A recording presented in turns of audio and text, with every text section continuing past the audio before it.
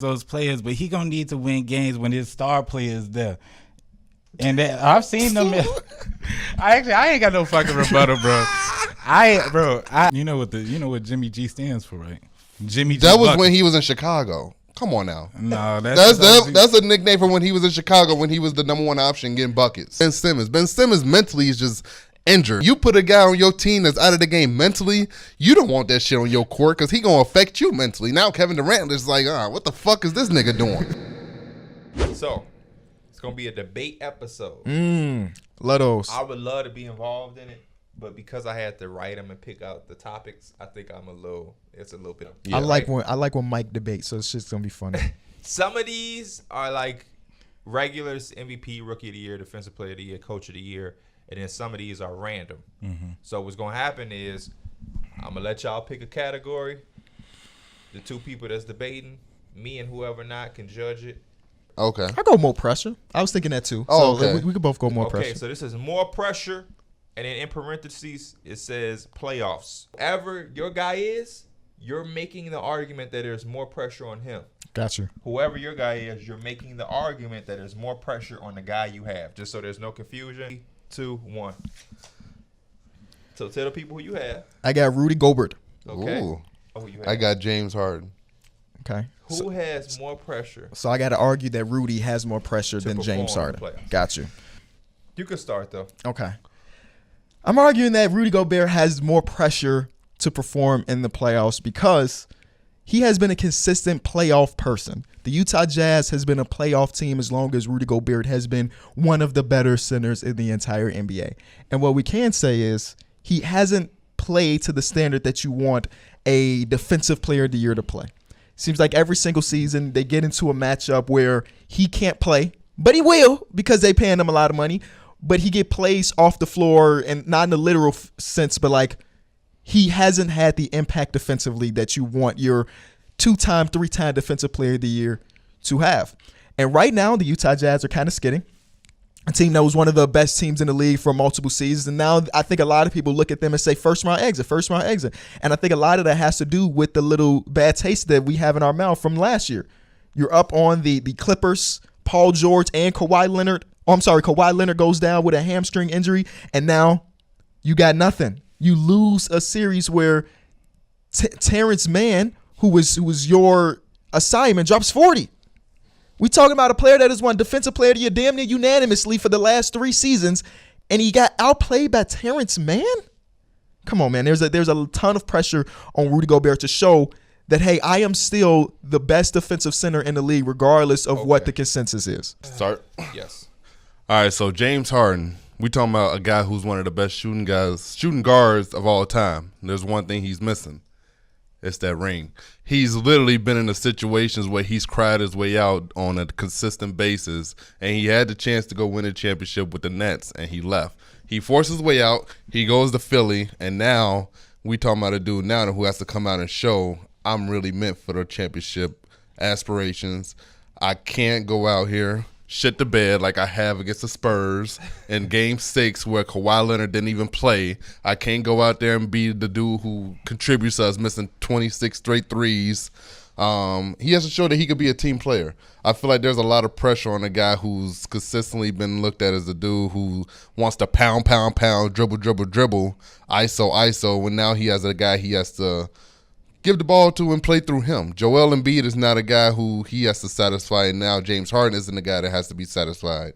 He has to look himself in the mirror and realize that I'm no longer the guy on my team. Okay. So, rebuttal? Sure, let's do a rebuttal. The difference is, regardless of whether or not James Harden wins a championship, he will go down in history as a guy that is remembered as an MVP and one of the best to ever do it. If Rudy Gobert doesn't perform in the playoffs, people will look at his Defensive Player of the Year awards, his All-NBAs, as kind of fluky. I don't think anybody's looking at anything Rudy Gobert has done and looking at it as anything significant. I think he's one of the most disrespected, probably Defensive Player of the Years. I feel like people don't really acknowledge it. Actually, I'm speaking highly of him right now. That was a big You should have cool. just not done the rebuttal. You feel me? I forgot I was trying to figure out what I was trying to say. The rebuttal was weak. I ain't gonna lie. It was the first round. Knock some rust I off. thought it was For a pretty sure. good first round. I thought they both did pretty good. I thought D Mills could have hit on some points of like how good the Sixers were doing before James Harden had got there and stuff like that. And so like that's kind of added pressure, but I think he hit a lot of the main points. The rebuttal is just kind of what took him down, but For sure. they both did pretty good. Who would you rather have had to argue for? James Harden. I think James Harden is the James easier Harden, argument. he's the obvious more pressure dude. Like he literally just forced his way out of the Nets because it looked a little gloom, just a little gloom too. So your overall pick is KB.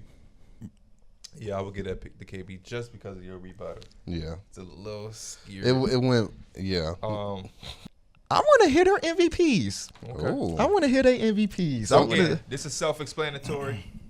They're going to debate the 2 MVP people that I have written. But again, I don't know who y'all have. I just wrote 2 people blank. that motherfucker gonna say Tomas Satoransky.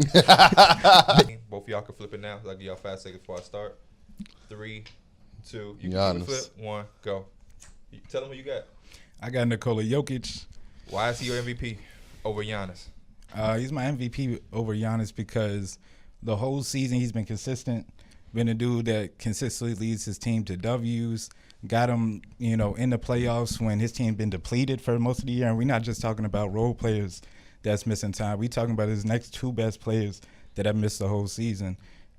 He carries the moments. It's been a lot of times where he's won against Giannis or he's won against KD. He's won against the other MVPs and that type of thing, and he's pulled out those victories.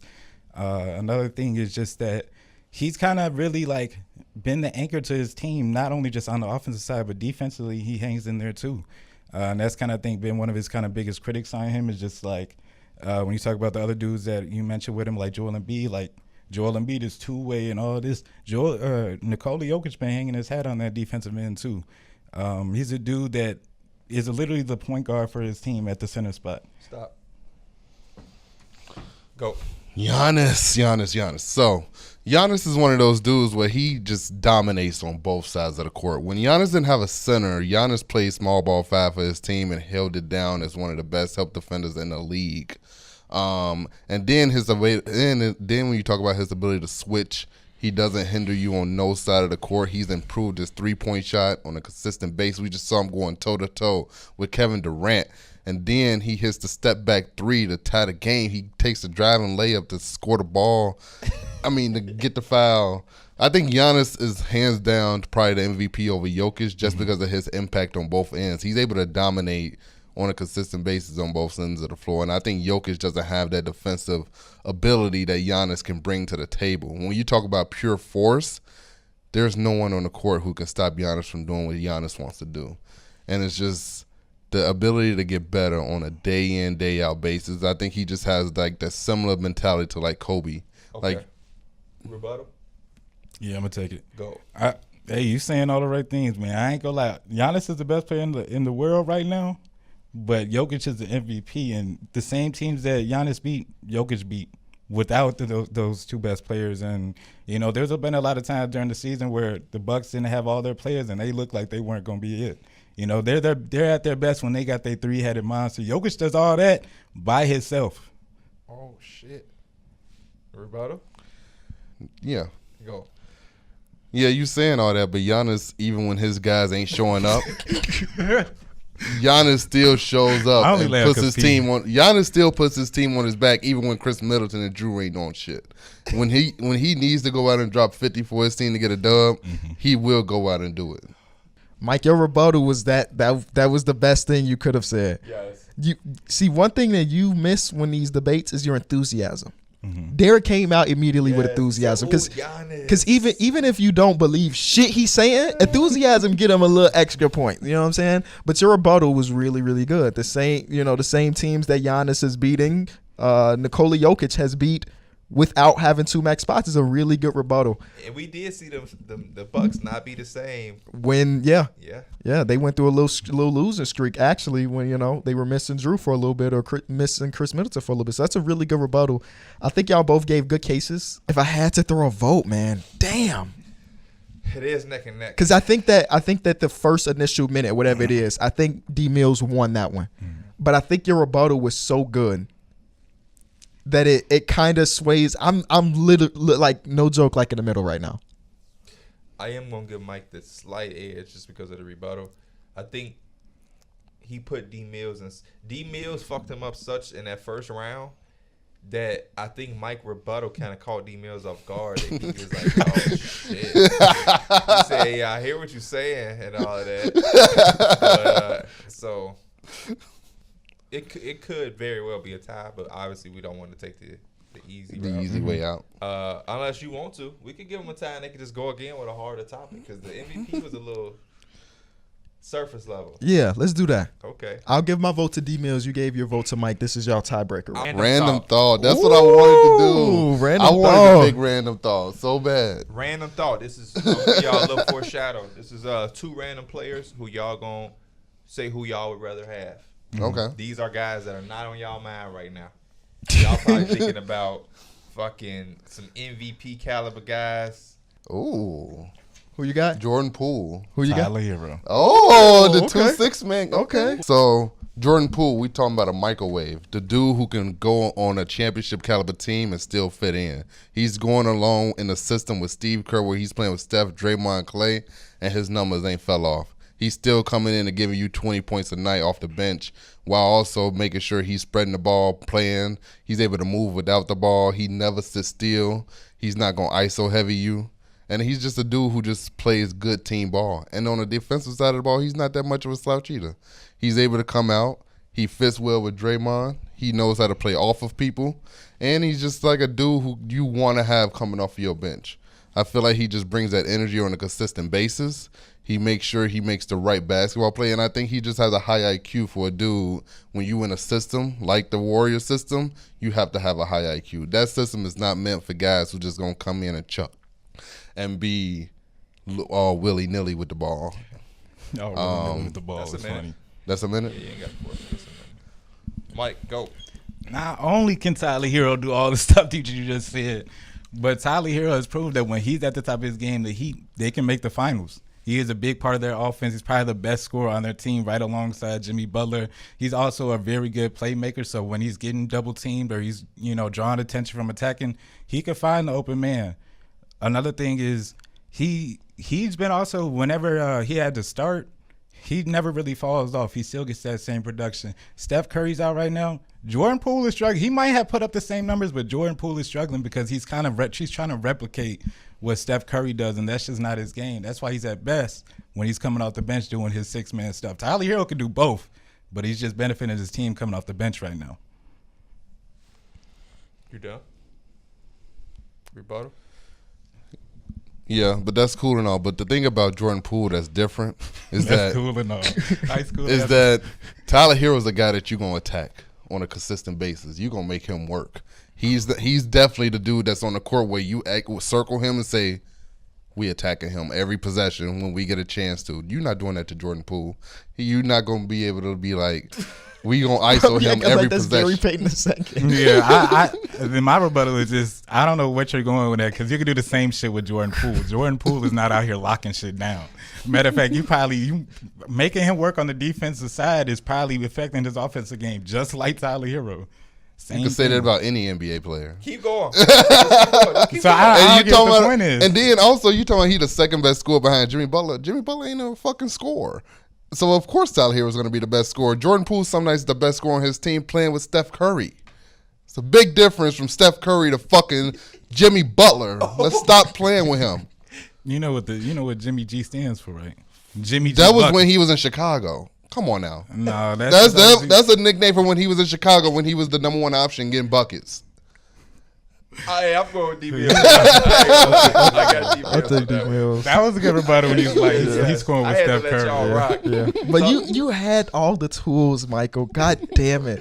You had the tools. Sometimes when it get that good, I'm just letting it rock. We ain't even worried about no I clock. think D Mills won that though. You had the tool. The one thing I was hoping that you said is that both of these people are fighting for the same award, and Tyler Hero locked that shit up 3 months ago. You know what I'm saying? What hurt me for Mike is when he said he's struggling to replicate what Curry do. Like, duh. But no, I think both of y'all did have good arguments in the first one. That was KB and Mike. I'm gonna go coach of the year. Flip 'em This is gonna over. be a good one. Coach Let of us the know who year. y'all got. Who you have? You don't. Oh, Why did you Taylor Jenkins? My fault.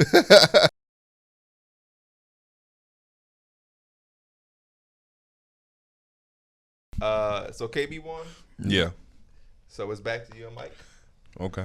So I think the hardest category on the board is Defensive Player of the Year. Defensive player of the year. I don't want it, so shit. Y'all had to have fun with that one. Have fun with that one. Who's going first?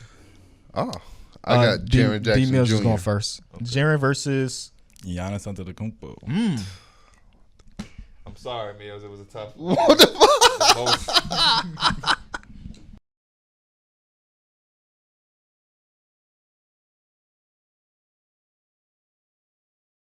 Yeah, I'm going D Mills as well. Man, you got washed with Giannis. Jaren Jackson Jr. got a hell of a case. He definitely do. He do. I'm gonna let y'all two go. You picking? Most dangerous, because I want to go Rookie of the Year from whatever last debate I got. So I want y'all to Okay. go most dangerous. You're arguing Which more dangerous? what is more What is yours? For me is adding Michael Porter Jr. and Jamal Murray to the Nuggets. Mine is Nets adding Ben Simmons. Which team would be more dangerous going into these playoffs? A Nets team getting a healthy Ben Simmons, or a Nuggets team getting Michael Porter Jr. and Jamal Murray? Make your case for the Nuggets, sir. Nikola Jokic has kept a team full of role players afloat for the entire season. He's put them on his back, and when you add Jamal Murray and Michael Porter Jr. to that team, they just need to do a little bit, and they're contenders. That's the type of impact that Nikola Jokic has. Ben Simmons, the last thing we saw him do was not take a dunk when Trae Young was underneath the basket. And you don't have to worry about Jamal Murray and Michael Porter Jr. not taking shots and bringing nothing offensively, because we know what those dudes can bring offensively to the table. Jamal Murray's a dude who can come out and get you 40 if you really need him to, while also allowing Jokic to get his 40. That's a dynamic duo that you don't want to face in the playoffs. When you look at the Nets, Ben Simmons is not a guy that's going to come in and change the game right away. They're doing fine just without him. They could probably be a championship team without Ben Simmons. This Nuggets team without Jamal Murray and Michael Porter Jr. is a 6 seed that's probably going to be a first-round exit. The Nets still are looked at to be a team that's in the finals. That's the difference between those two teams. I love it, bro, because you just said a great point for me, brother. Nets are looked at to be in the finals without Ben Simmons. They traded away James Harden and got a player that hasn't even touched the floor yet, and they still looked at to win the finals, bro, or looked at to be in the finals or be a contender. But the thing is, Ben Simmons can be Ben Simmons with the Brooklyn Nets. He don't have to come in. He could come in and average 8 to 10 points and be cool. He could just run the Draymond single double, single triple, whatever they be saying about him. He could be that and be perfectly fine and fit in, because he has two of the best two of the best scorers in the league. Kyrie Irving not shying away from those shots, and I know you're not going to think about Kevin Durant being shy away from those shots. And then he's also still kicking it out to Seth Curry too. So he's got a lot of weapons around him. He can come in and play the center for them and be great. He can come in and play the power forward for them and be like, it's just all he has to do is be himself. That Trae Young shit, whatever. He could be past that, whatever. Like I said, down the stretch, he not going to probably be touching that ball. It's going to be Kevin Durant or Kyrie Irving taking that shot. And he don't got to worry about the paint being clogged up all the time. Like I said, he running center. Joel Embiid's not down there. And a lot of times he's going to be able to run pick and roll action with Kyrie Irving and Kevin Durant. He could do dribble, hands off, all these different actions. And none of this is not even including him scoring the basketball. Not on to mention that he's almost like he was just second in defensive player of the year last time. And the Nets, they need some fucking perimeter defense out there. They need a dude that could do all the little stuff, get rebounds to go and run and get them easy baskets. But see, when you look at the Nuggets, you talking about a maestro in Nikola Jokic. He makes guys around him better. When you give him Jamal Murray and Michael Porter Jr., it just takes his game to a whole nother level. It opens up the court so much more for him. And then when you look at Ben Simmons, the man ain't played in so long. His confidence is shook. If there's one thing about Jamal Murray, his confidence is never shook, no matter what type of situation he coming in. We seen that man come out there and play on a bad hamstring and still give niggas 40. That's the difference between him and Ben Simmons. Ben Simmons mentally is just injured. His ass is out the game mentally. When you put a guy on your team that's out of the game mentally, you don't want that shit on your court because he gonna affect you mentally. Now Kevin Durant is like, what the fuck is this nigga doing? Like there's a whole difference between the two guys. Jamal Murray in a long time. We ain't seen him in about a year. And he coming off. We ain't seen good Ben Simmons in a minute. Hey, Ben Simmons. Ben Simmons was the laughing stock of Twitter. Ben Simmons was the laughing stock of Twitter. Do you remember what you said? What's up? The Nets can get to the fucking finals without Ben Simmons. That's why he ain't. What do the Nuggets need though? What do the Nuggets need? They need Jamal Murray and Michael Porter. They need Jamal Murray. Jamal Murray doesn't that make them more dangerous if you add them to the team? It don't. How? Bro, it's gonna make them more dangerous, but they not. So if they just had Jamal Murray, they just win in the final. You got them winning the finals if they got Jamal. Do you have them? Do you have them? Jamal Murray and Michael Porter So Jr. you would take them over the Suns? Damn near, yes. Damn near is not no answer. Yes, It's close, nigga. When you look at the fucking Nets, they still can beat the Miami Heat without Ben Simmons. So if you add these two niggas with, I'm not fucking with the Nets if they got Ben Simmons, bro. What? I'm not fucking with the Nets, bro. You can't guard Kevin Durant and Kyrie Irving. Them niggas can give you 40. The Nuggets are already looking at it as a first round exit. If you add these two motherfuckers, they looked at the next round. No, they looked at as motherfuckers that can go to the finals. The Nets are already looked at as a team that can be in the finals. How does that make them more dangerous? They run into a healthy Suns team, a healthy Warriors team, anything like that, bro. They looking like they finna get put out the damn playoffs. I don't know, man. They not no definite team that's going to the finals. I don't know. They was in the conference finals. You just fucking said yourself. The Hooping. Nets look like they could go to the finals by themselves without a player that ain't even touch the floor. You talking about a team that beat multiple 3-1 leads with Jamal Murray.